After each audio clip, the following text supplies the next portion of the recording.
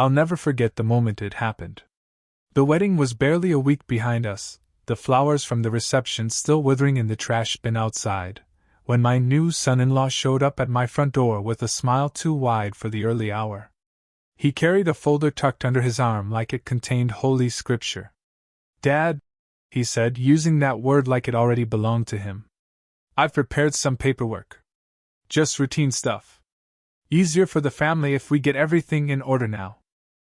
He laid the documents across my kitchen table, the same table where I once taught my daughter how to add fractions, and where I carved turkeys on Thanksgiving for decades. "Just sign here," he said, sliding a pen toward me with a rehearsed gentleness. I looked down. It wasn't insurance forms. It wasn't anything to do with health or wills. It was a property transfer, my house, the one I'd built with my own hands after years of working 2 jobs, the one where my children had taken their first steps, the one where I'd buried my wife's ashes beneath the maple tree in the backyard. He wanted it signed over to him. And the worst part?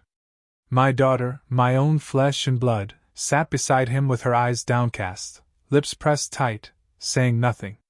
She didn't defend me. She didn't stop him. She just let him try to take everything I had. That silence, that cut deeper than any words could have. I picked up the pen, twirled it slowly between my fingers, and asked him calmly, "Tell me, son, why are you in such a hurry to own a house that isn't yours?" He laughed too quickly. "It's just paperwork. Families do this all the time. It protects everyone." I could see the truth plain as day. He hadn't married her for love. He'd married her for these 4 walls, this roof, this patch of land that had soaked up my sweat for decades. I didn't sign that day. No. But I smiled, nodded, and told him I'd think it over. Because in that moment, I understood something very important. You don't sweat a snake when it first slithers into your home. You watch it. You let it reveal how it moves, where it hides, and when it strikes. That was the beginning of the month I decided I'd take everything back. My house, my daughter's loyalty, and his smug confidence. He thought I was an old man ready to roll over.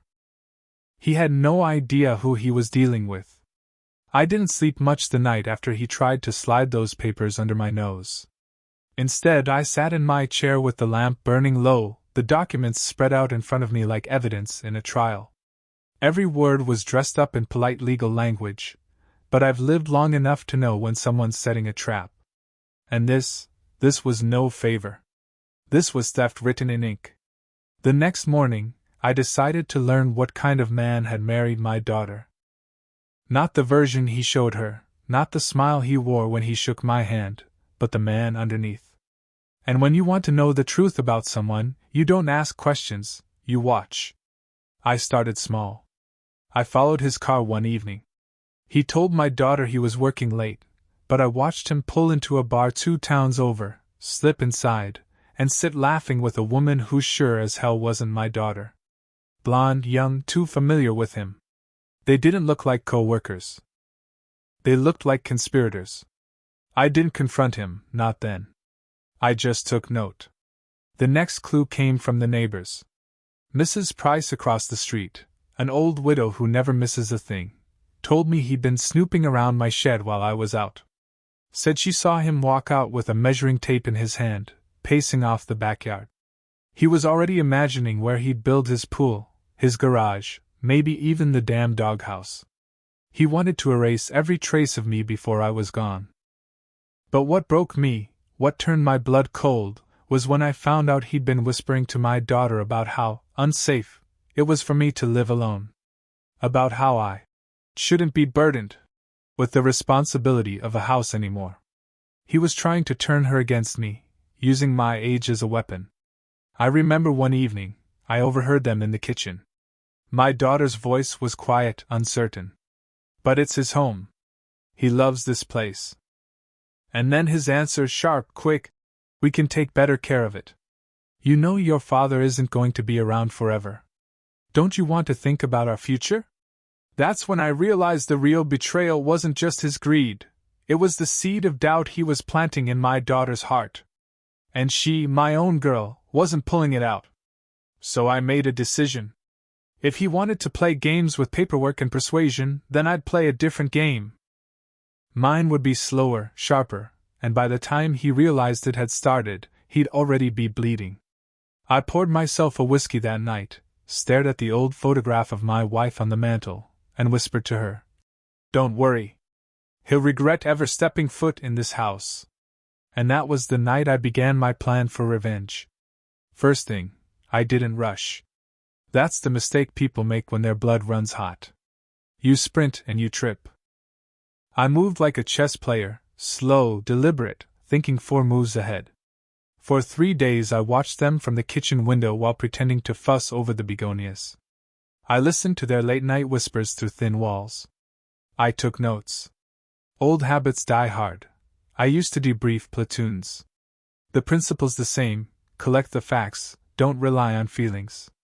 Then I set the bait. He loved to boast. That was his weakness. He'd brag to anyone who'd listen about how clever he'd been, how cleanly he'd married into security.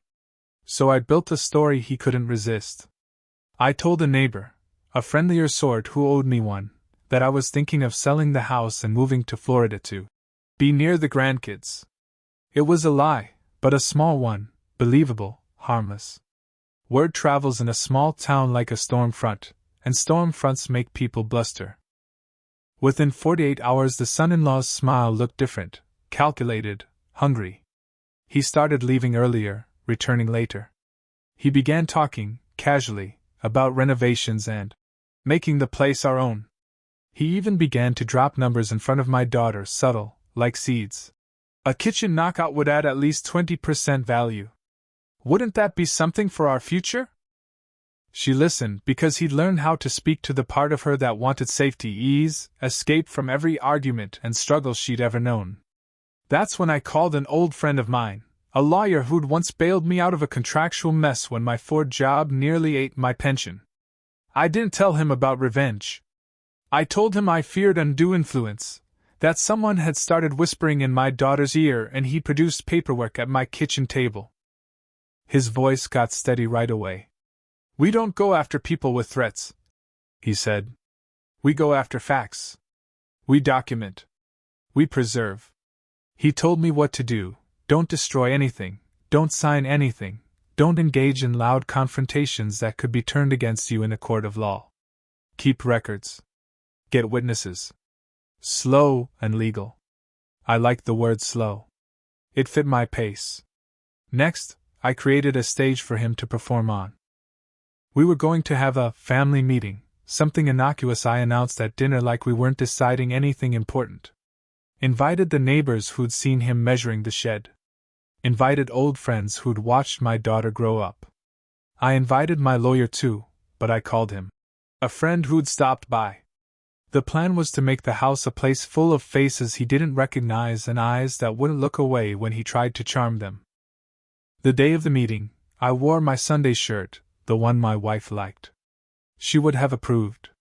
My daughter floated between me and him like she always had, torn in ways that made my chest ache. He walked in confident as a rooster, and for a second I expected his smile to swallow the room. Instead, something subtle happened. He stiffened when he saw unfamiliar faces, like a man who suddenly realized there were more chess pieces than he'd counted. We didn't shout. Not a single raised voice. I opened with small talk, about the garden, the price of gas, the weather, but the neighbors slipped details into the conversation like pebbles into a pocket. Mrs. Price remembered the tape measure. Mr. Keller from down the block spoke about the late-night visits to the shed. A quiet woman I'd watched volunteer at the library described how he'd been asking about wiring and where the main water valve was located. Each anecdote was harmless on its own. Together they built a pattern. He tried to laugh it off. "Oh, I was just helping Mr. Carlyle prepare for winter," he said, eyes drifting to my daughter for rescue. She didn't offer it. That morning, at the kitchen table, she'd seen him hesitate the way a guilty man hesitates, and something in her rattled loose. For the first time since that folder sat between us, she looked like she might actually hear what was being said. I had another piece to play. My lawyer, steady as a bank vault, produced a set of photocopies, the exact documents he'd shown me the week before. My hand didn't tremble when I laid them between us. I said nothing. Just let the paper speak. He tried to spin a story about household organization, about protecting family assets. People who lie for advantage always think the right words will hide the knife. They don't, they only decorate it. Then I did something he never expected. I offered him a glass of water. Simple. Civil. A trap dressed as decency. While he reached for the glass, I asked a casual question, the kind that looks idle but is designed to make men choke on their own stories. When you signed the prenuptial agreements, I asked, who drafted them? A lawyer from town or someone from the city? He drew a breath, and you could see the calculation behind his eyes. Should he lie? Admit? Stall?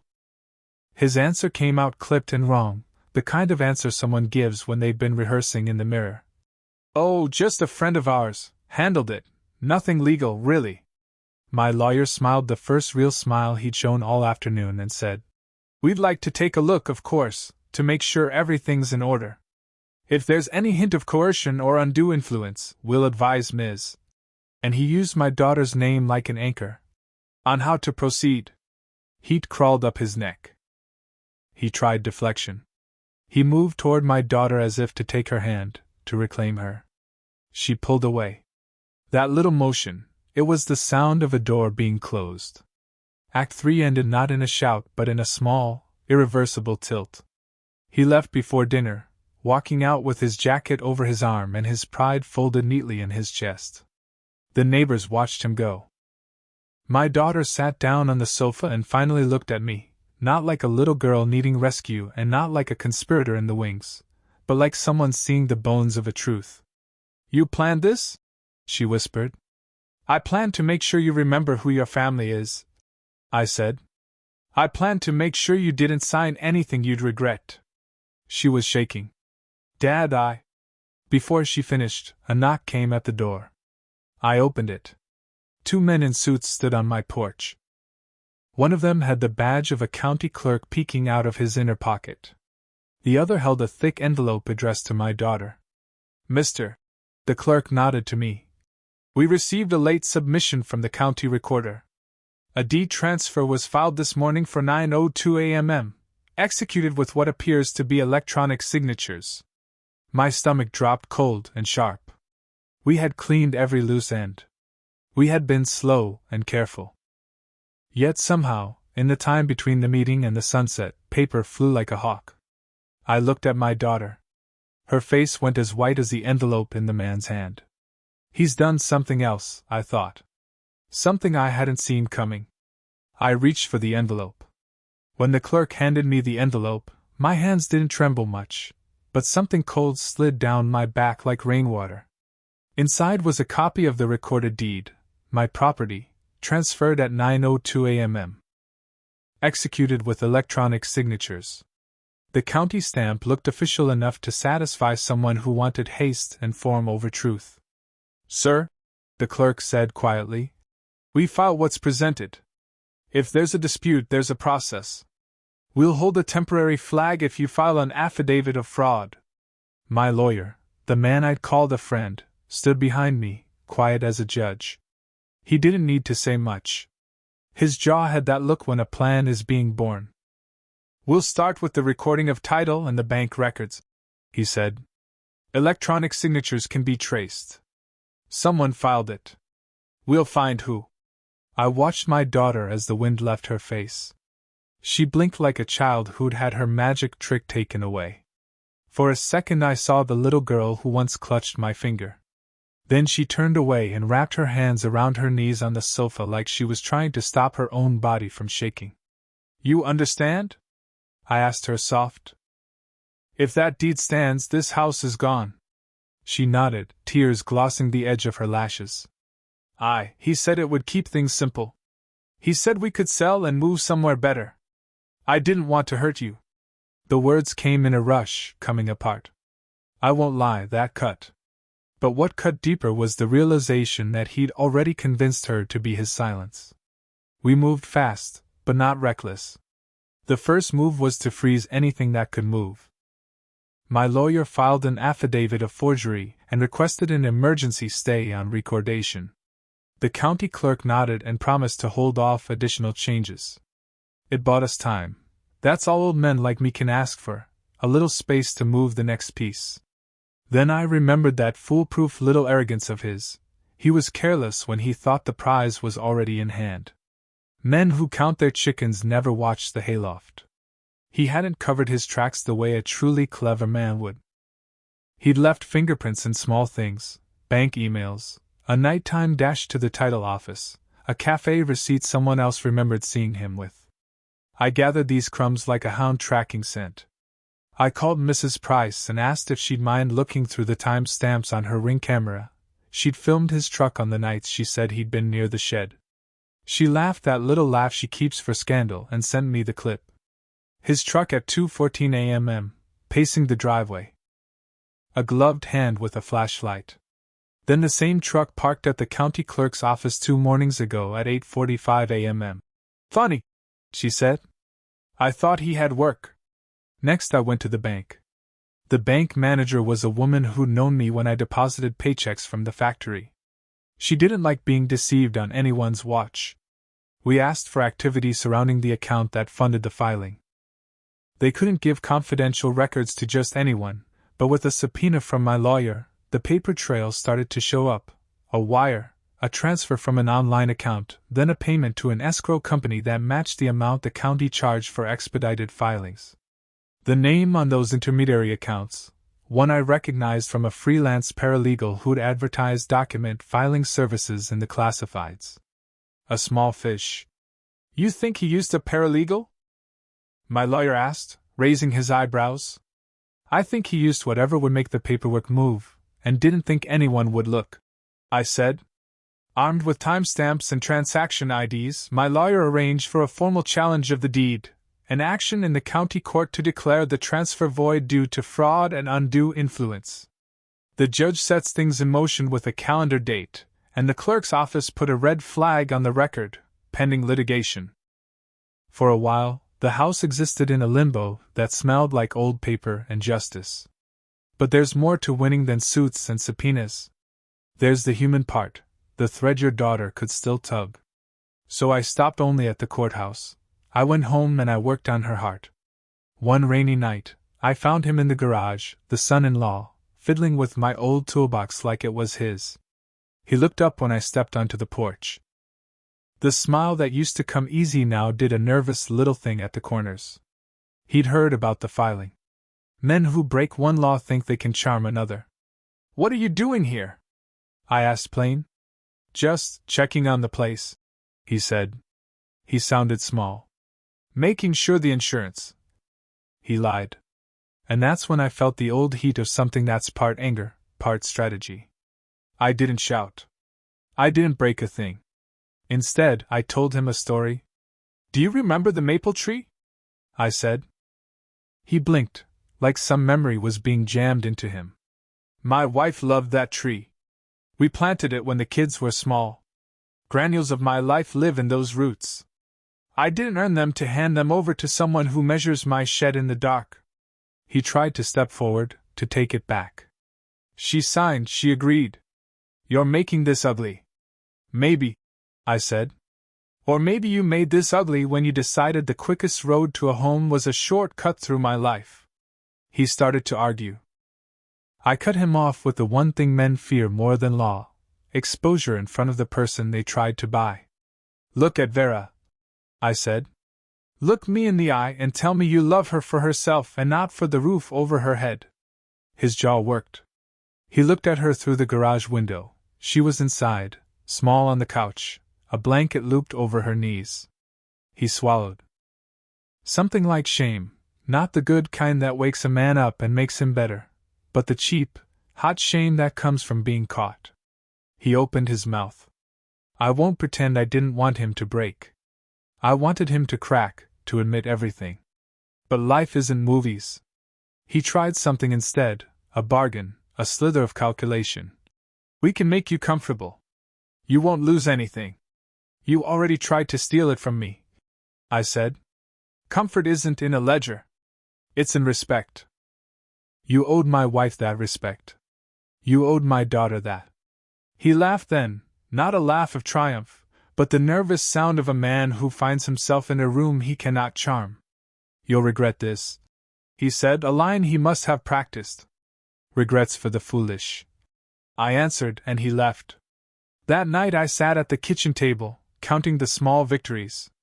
The judge's calendar date, the bank records pointing to a shady paralegal, the ring footage of his truck. Piece by piece, we were unmaking the lie he built.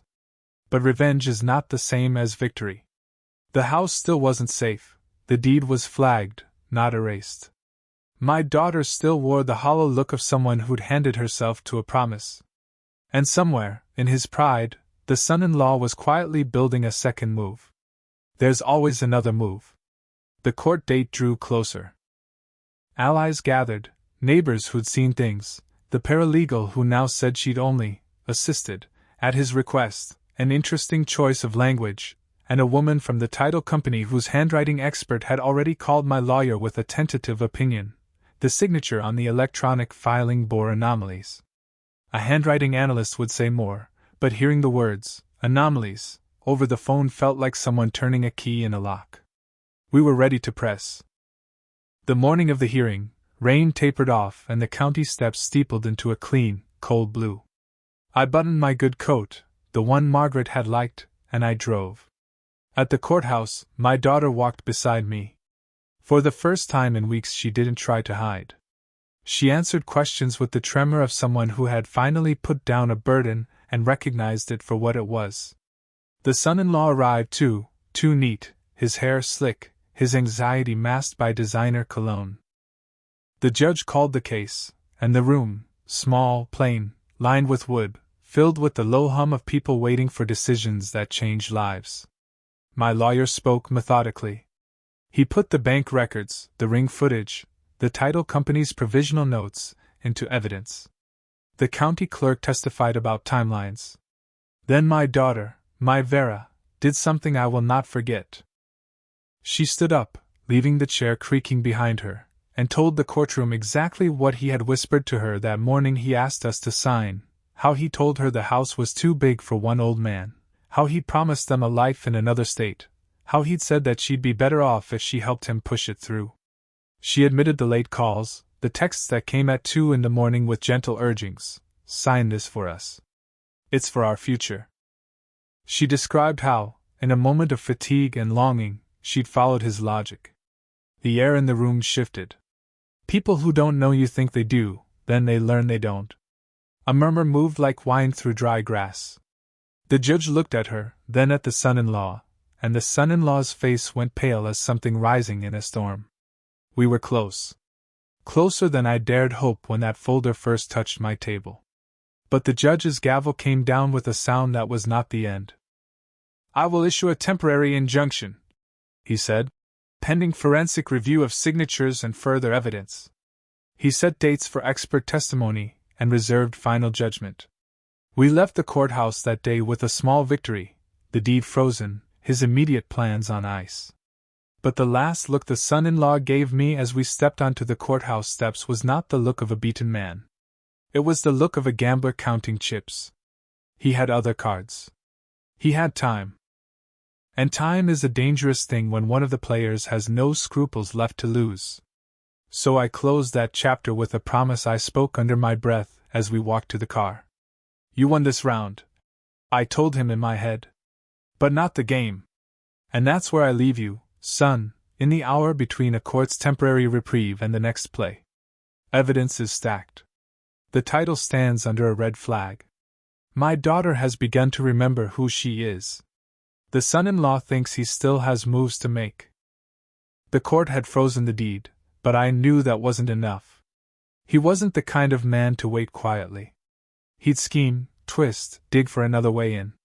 And I was right. A week later, my daughter came to me late at night, eyes red, clutching her phone like it was poison. Dad, she whispered, he wants me to lie. He said if I testify that you've been losing your memory, if I say you're not capable of handling your affairs, the judge will give him control. He swore he'd take care of me if I just go along. That was the nail. I felt it drive deep into the coffin he'd built for himself. He wasn't just trying to steal my house. He was trying to erase me while I was still breathing. I put my hand on hers. Sweetheart, I said, you tell the truth. Nothing more, nothing less. He'll destroy himself if you let him talk long enough. The final hearing came fast. The courtroom was full, neighbors, clerks, even the paralegal he'd used. The judge looked tired but ready. His lawyer tried to paint me as confused, an old man clinging to a house he couldn't manage. He pointed at me, saying words like, declining judgment, and incompetent.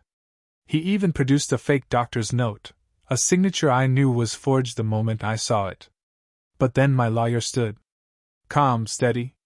He dropped the evidence piece by piece. The ring footage. The paralegal's sworn statement that he had ordered the deed filed under my name without my presence. The bank trail. The handwriting expert's analysis showing the electronic signatures weren't mine. And finally, my daughter. She stood tall, voice shaking but clear. She told the judge everything, how he pressured her, how he whispered at night that my house was their future, how he tried to convince her to betray her own father. Every word was a knife, but not aimed at me. At him. When she sat down, the son-in-law tried to speak. He stammered, tried to smile, tried to twist it back. But the judge cut him off. Mr. Carter, he said coldly, this is fraud. This is undue influence. This is a calculated attempt to dispossess a man of his home. The deed is void. Furthermore, this court will refer the matter to the district attorney for criminal review. Silence. Cold, heavy silence. I looked at him then. He didn't look like a man anymore, just a cornered rat, staring at the trap that had snapped shut on his tail. Outside the courthouse, my daughter wept into my chest.